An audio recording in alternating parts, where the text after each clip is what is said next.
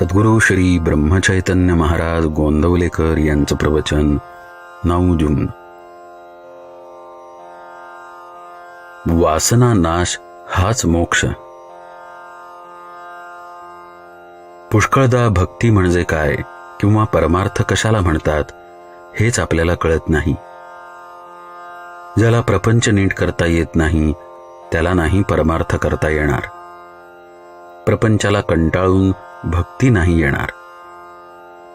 कंटाळा प्रपंचाचा येण्यापेक्षा विषयांचा आला पाहिजे. मला सुख व्हावे हा प्रत्येक जीवाचा मुख्य हेतू असतो. मोक्ष म्हणजे निरतिशय सुखाचा अनुभव होय. जिवंतपणी मिळालेली आत्यंतिक सुखाची स्थिती अशी मोक्षाची व्याख्या करता येईल. खरोखर भगवंताजवळ काय कमी आहे? एक आपले मन त्याला द्यावे आणि त्याची श्रद्धायुक्त भक्ती करावी. काळजी करणे म्हणजे भगवंतावर भरोसा नसणे होय. प्रारब्धावर देह टाकणे ही खरी संन्यास वृत्ती होय. वासना न ठेवता आपल्या हातून कर्मच होत नाही त्याला काय करावे? माझे समाधान माझ्याजवळ असताना दुसरीकडे ते मिळेल असे आपल्याला वाटते. हेच आपले चुकते. हवे पण संपले नाही तोपर्यंत समाधान नाही. हव्यास मरेपर्यंत सुटतच नाही. हे सर्व रोगांचे मूळ आहे. आणि म्हणूनच ज्याची वासना नाहीशी झाली तो मोक्षत्वाला गेला खरा.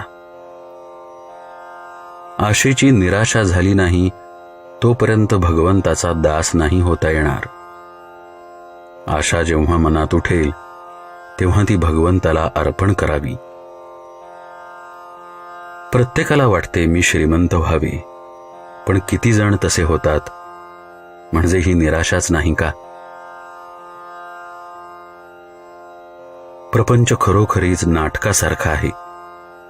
नाटकामध्ये एखादा मनुष्य राजा झाला काय किंवा भिकारी झाला काय?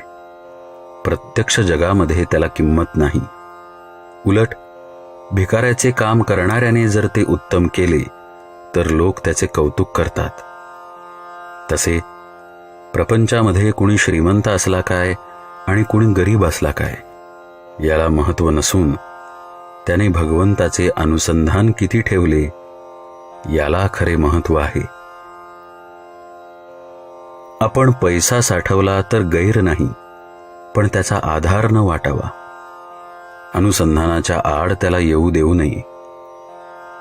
विषयावर जोपर्यंत तुमचे सुख अवलंबून आहे तोपर्यंत भक्तीचे खरे सुख मिळत नाही. एक भगवंतच मनापासून हवा असे वाटले म्हणजे तो प्राप्त होतो. मी करतो असे कधीच म्हणू नये. मी आपल्या तपश्चर्येने भगवंताला पाहीन असे जो म्हणतो त्याला भगवंताचे दर्शन होणे कठीणच असते. विषय मिळाला नाही म्हणजे तळमळ लागते. त्याप्रमाणे भगवंत भेटला नाही तर तळमळ लागावी. आजच्या आपल्या स्थितीत आपल्याला काय करता येणे शक्य आहे हे प्रथम पाहावे. परमार्थ समजून जो त्याचे आचरण करील त्याला तो लवकर साधेल. त्या माणसाला प्रपंच सोडून जाण्याचे कारण उरणार नाही. हवे व नको याचा आग्रह नसावा, यातच वासनेचे मरण आहे.